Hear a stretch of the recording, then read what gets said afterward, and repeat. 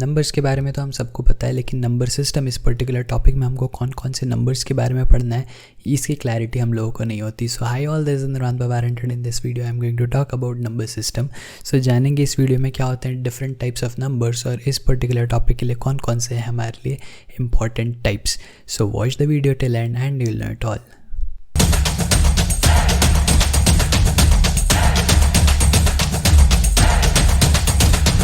So before I get started with this video of number system, अगर आप लोग मेरे वीडियोस रेगुलरली फॉलो करते हैं लेकिन अब तक चैनल को सब्सक्राइब नहीं किया है, so please go ahead and subscribe to the channel, क्योंकि चैनल को सब्सक्राइब करने से आपको मिलते रहेंगे मेरे चैनल पे आने वाले सारे वीडियो के नोटिफिकेशंस और मुझे मिलता रहेगा बहुत सारा motivation. So let's get started with number system.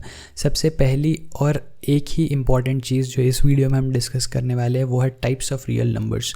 तो बेसिकली इस वर्ल्ड में जितने भी टाइप के नंबर्स एग्जिस्ट करते हैं उनको आप दो ब्रॉड क्लासिफिकेशन में डिवाइड कर सकते हो, या तो नंबर्स रियल हो सकते हैं या नंबर्स इमेजिनरी हो सकते हैं। अब रियल और इमेजिनरी नंबर्स में से जो इमेजिनरी नंबर्स वाला पार्ट है वो हम 11th-12th स्टैंडर्ड में पढ़ते हैं मैथ्स में, राइट। उसके अलावा हमको इमेजिनरी नंबर नहीं पढ़ना होता हमारे एप्टीट्यूड के सिलेबस में। चाहे आप कोई भी कॉम्पिटिटिव एग्जाम या किसी भी प्लेसमेंट टेस्ट की प्रिपरेशन कर रहे हो, आपको इमेजिनरी नंबर्स के बारे में उसमें नहीं पूछा जाएगा। आपको पूछा किस बारे में जाएगा, ओनली रियल नंबर्स के बारे में। सो जान लेते हैं कि रियल नंबर्स होते क्या क्या हैं और कितने टाइप्स के रियल नंबर्स हमको मिलते हैं, राइट। तो सबसे पहली चीज़ मैं आपको यहाँ पे बताऊँगा कि जो रियल नंबर्स होते हैं, ये रियल नंबर्स को मैं ब्रॉडली दो कैटेगरीज में क्लासीफाई कर सकता हूँ। अब ये दो ब्रॉड क्लासिफिकेशंस क्या है, पहला एक होगा रैशनल नंबर और दूसरा जो होगा इरैशनल नंबर। अब आप लोगों ने ये दो टर्म्स तो बचपन से ही सुने होंगे, है ना, क्योंकि हमारे 7th-8th स्टैंडर्ड से रैशनल इरैशनल हमको पढ़ाना शुरू कर दिया जाता है। लेकिन फिर भी बहुत सारे स्टूडेंट्स होते हैं जिनको इस मोमेंट पे आते तक, इस टाइम आते तक भी इस रैशनल इरैशनल में कन्फ्यूजन होता है। पर डोंट वरी, अगर अभी तक आपको इस टॉपिक में कन्फ्यूजन है तो आज वो कन्फ्यूजन मैं आपका दूर कर देता हूँ। रैशनल नंबर्स क्या होते हैं? रैशनल नंबर्स वो नंबर होते हैं जो नंबर टर्मिनेटिंग होते हैं। टर्मिनेटिंग एज इन जो नंबर कहीं ना कहीं जाकर कुछ ना कुछ डेसिमल पॉइंट्स के बाद में ख़त्म हो जाएंगे। जैसे कि अगर लेट्स से मैंने बोला 2.1 या मैंने बोला 3.25, इस तरीके के जितने भी नंबर्स हैं जो कहीं ना कहीं जाकर टर्मिनेट हो रहे हैं, ख़त्म हो रहे हैं, उन सभी नंबर्स को मैं रैशनल नंबर बोलता हूँ। हाउएवर जो मेरे इरैशनल नंबर्स होते हैं वो जनरली मेरे सारे स्क्वायर रूट वाले नंबर्स होते हैं जो कि कंप्लीट स्क्वायर्स नहीं है, राइट। जैसे कि √3 हो गया, है ना, √5 हो गया। इस तरीके के जो कुछ नंबर्स है, इनको जब आप एक्चुअल में इनकी वैल्यू देखोगे तो ये नॉन टर्मिनेटिंग नंबर्स बन जाते हैं। इनका जो नंबर है अगर आप कैलसी में भी डाल के देखोगे तो ये चलते चले जाता है ना, ये रुकते नहीं है। तो इन सारे नंबर्स को मैं इरैशनल नंबर बोलता हूँ। अब जो चीज़ मैंने बोली इसको बड़े ध्यान से सुनना कि ये जो अंडर रूट वाले नंबर्स है सारे के सारे इरैशनल होंगे ऐसा ज़रूरी नहीं है, क्योंकि अंडर रूट के अंदर अगर कोई स्क्वायर नंबर है तो स्क्वायर रूट से बाहर आके तो रैशनल नंबर बन जाएगा, है ना। अब मतलब सारे रूट के नंबर्स इरैशनल नहीं होंगे। जैसे कि अगर √9 मैं बोलूँ तो √9 इरैशनल नहीं होगा, क्योंकि मैं √9 को 3 लिख सकता हूँ, इसलिए √9 जो है वो रैशनल नंबर हो जाएगा। सो इसीलिए जब कभी आप रैशनल या इरैशनल नंबर में डिफरेंशिएट कर रहे हो तो ये चीज़ का बहुत खास ध्यान रखना कि आप जिस भी अंडर रूट वाले टर्म को इरैशनल घोषित करने वाले हो, क्या वो नंबर किसी चीज़ का होल स्क्वायर है। अगर वो किसी चीज़ का होल स्क्वायर है तो वो वाला अंडर रूट वाला टर्म इरैशनल ना होकर रैशनल बन जाएगा, सही है। सो आई होप आपको रैशनल इरैशनल समझ में आ गया होगा। रैशनल वो नंबर्स जो कहीं ना कहीं जाकर टर्मिनेट हो जाते हैं, इरैशनल नंबर्स जो नॉन टर्मिनेटिंग नंबर्स होते हैं जो कंटिन्यूसली चलते चले जाते हैं। करेक्ट है क्या? नाउ रैशनल और इरैशनल का हमको डिफरेंस समझ में आ गया। हम लोगों को ये भी समझ में आ गया कि रैशनल और इरैशनल नंबर्स एक्चुअल में होते क्या हैं। अब ये जो रैशनल नंबर्स है, रैशनल नंबर्स फर्दर डिवाइड होते हैं अंडर 2 कैटेगरीज। ये दो कैटेगरीज कौन सी होती है? ये दो कैटेगरीज होती है इंटीजर्स एंड फ्रैक्शंस, सही है। तो क्या बोला मैंने? Integers and fractions. अब इंटीजर्स मतलब क्या होता है? इंटीजर्स मतलब कोई भी होल नंबर, है ना। कोई भी होल नंबर मतलब जिसके आगे कोई डेसिमल न लगा हो, जिसके आगे कोई भी फ्रैक्शन न लगा हो, जो पूरा अपने आप में एक पूरा नंबर हो, राइट। तो इनको मैं बोलता हूँ इंटीजर्स। और फ्रैक्शंस क्या होते हैं? फ्रैक्शंस हम सबको पता है, जो भी न्यूमरेटर और डिनोमिनेटर के टर्म्स में लिखे जाए वो फ्रैक्शंस होते हैं। तो इंटीजर्स जो होते हैं वो इंटीजर्स जनरली नंबर्स के फॉर्म में होते हैं ना, जैसे 1 हो सकता है, 3 हो सकता है, -8 हो सकता है। ये सब के सब जो है इंटीजर्स है, जो भी हमको नंबर लाइन पे डायरेक्टली दिखते हैं, है ना। नंबर लाइन जब कभी आप बनाते हो एक्स एक्सिस वाई एक्सिस, अगर आप जूम इन करोगे एक्स और वाई एक्सिस के स्केल पे तो डेफिनेटली आप और डिटेलिंग में जाओगे, लेकिन जब आप ब्रॉडली देखते हो किसी ग्राफ पेपर पे देखो तो हर एक यूनिट जो होता है वो पूरा एक होल नंबर होता है ना। स्केल भी आप देखो तो 1 2 3 4, तो इस तरीके से जो नंबर्स हम डालते हैं वो सारे इंटीजर्स हो गए।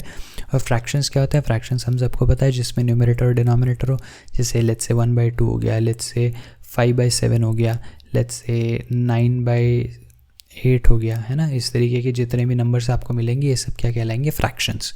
तो आई होप यहाँ तक की बात आपको समझ में आ गई होगी कि सबसे पहले हमने रियल और इमेजिनरी नंबर्स में से इमेजिनरी नंबर्स को डिस्कार्ड कर दिया क्योंकि वो हमारे सिलेबस का पार्ट है ही नहीं। उसके बाद हमने रियल नंबर्स को एक्सप्लोर करना स्टार्ट किया। अब रियल नंबर्स के अंदर मैंने आपको बताया कि रियल नंबर्स को ब्रॉडली 2 कैटेगरीज में क्लासीफाई किया जा सकता है, एज अ रैशनल नंबर और एज अ इरैशनल नंबर। इनमें रैशनल नंबर्स वो जो नॉन टर्मिनेटिंग जो टर्मिनेटिंग होंगे और इरैशनल नंबर्स वो जो नॉन टर्मिनेटिंग होंगे, सही है। अब ये जो रैशनल नंबर्स हैं इनको फर्दर डिवाइड किया जा सकता है into integers and fractions, where integers are the whole numbers and fractions are basically some part of numbers, है ना। तो वो पूरा नंबर नहीं होंगे, वो कहीं ना कुछ इनकम्प्लीट पार्ट सा होगा उसमें, और इसलिए फ्रैक्शंस को हम जनरली न्यूमरेटर और डिनोमिनेटर के फॉर्म में रिप्रेजेंट करते हैं, सही है। आई होप यहाँ तक चीज़ें आपको क्लियर हो गई होगी। नाउ अगर मैं इन इंटीजर्स को फर्दर क्लासीफाई करूँ तो ये इंटीजर्स को मैं 3 भागों में डिवाइड कर सकता हूँ। क्या क्या, पहला नेगेटिव इंटीजर्स, दूसरा ज़ीरो और तीसरा पॉजिटिव इंटीजर्स। अब अगर आपने नंबर लाइन देखी होगी तो नंबर लाइन में सेंटर में होता है zero, right, which itself is a integer, लेकिन ज़ीरो सिंस वो नेगेटिव भी नहीं है पॉजिटिव भी नहीं है इसलिए मैं ज़ीरो को सेपरेटली यहाँ पे रख रहा हूँ, सही है। उसके बाद मेरे पास आते हैं सारे नंबर लाइन में ज़ीरो के राइट साइड वाले numbers which are positive numbers, which are positive integers basically, और फिर ज़ीरो से लेफ्ट में अगर आप जाओगे तो आपको मिलते चले जाएंगे नेगेटिव इंटीजर्स। अब अगेन इंटीजर्स जैसे मैंने आपको बोला ये पूरे नंबर रहेंगे, इनमें कोई भी फ्रैक्शन या डेसिमल नहीं आएगा। तो -1 -2 -3 -4 -5 ये सारे के सारे क्या हो जाएंगे, नेगेटिव इंटीजर्स। 1 2 3 4 5 6 7 8 9 ये सब क्या हो जाएंगे, पॉजिटिव इंटीजर्स। और इसके अलावा ज़ीरो खुद अपने आप में भी एक नंबर है, सही है। अब इनमें एक चीज़ ध्यान से देखना, ये जो पॉजिटिव इंटीजर्स होते हैं इन पॉजिटिव इंटीजर्स को बोला जाता है नेचुरल नंबर्स। क्या बोला जाता है, नेचुरल नंबर्स, ठीक है। कंफ्यूज नहीं होना है, नेचुरल नंबर्स क्या होते हैं, natural numbers are basically nothing but all the positive integers. So all the positive integers as in starting from 1, आप 1 2 3 4 5 6 इस तरीके से इनफाइनाइट तक चले जाओ, ये सारे के सारे नंबर्स क्या होंगे, नेचुरल नंबर्स होंगे। लेकिन इन पॉजिटिव नंबर्स के साथ में अगर आप ज़ीरो को भी इंक्लूड कर लो तो ज़ीरो और पॉजिटिव इन दोनों का मिला के जो ग्रुप बनता है इसको मैं बोलता हूँ क्या, होल नंबर्स। क्या बोलता हूँ इसको मिला के, होल नंबर्स। तो होल नंबर्स क्या होते हैं, whole numbers are basically it is basically a set जो ज़ीरो से चालू होगा, 0 1 2 3 4 और ये इनफाइनाइट तक चलते चले जाएगा, right. Again since all of these are basically the part of integers, तो ये डेफिनेटली इंटीजर ही होना पड़ेगा इन सारे नंबर्स को, चाहे वो नेगेटिव हो, चाहे वो पॉजिटिव हो, चाहे वो ज़ीरो हो, सही है। सो आई होप ये चीज़ आपको समझ में आ गई होगी। तो हमने क्या देखा, रियल नंबर्स रैशनल इरैशनल में डिस्ट्रीब्यूट होंगे, रैशनल नंबर्स इंटीजर्स और फ्रैक्शंस में डिस्ट्रीब्यूट होंगे। इंटीजर्स नेगेटिव हो सकते हैं, ज़ीरो हो सकते हैं, पॉजिटिव हो सकते हैं। अगर मैं सिर्फ पॉजिटिव इंटीजर्स की बात करूँ तो उनको मैं नेचुरल नंबर्स बोलता हूँ। अगर मैं ज़ीरो को भी उस सीरीज़ में इंक्लूड कर दूँ, ज़ीरो से लेके इनफाइनाइट तक पॉजिटिव सारे इंटीजर्स ले लूँ, तो उस पर्टिकुलर सेट को मैं बोलता हूँ होल नंबर्स, सही है।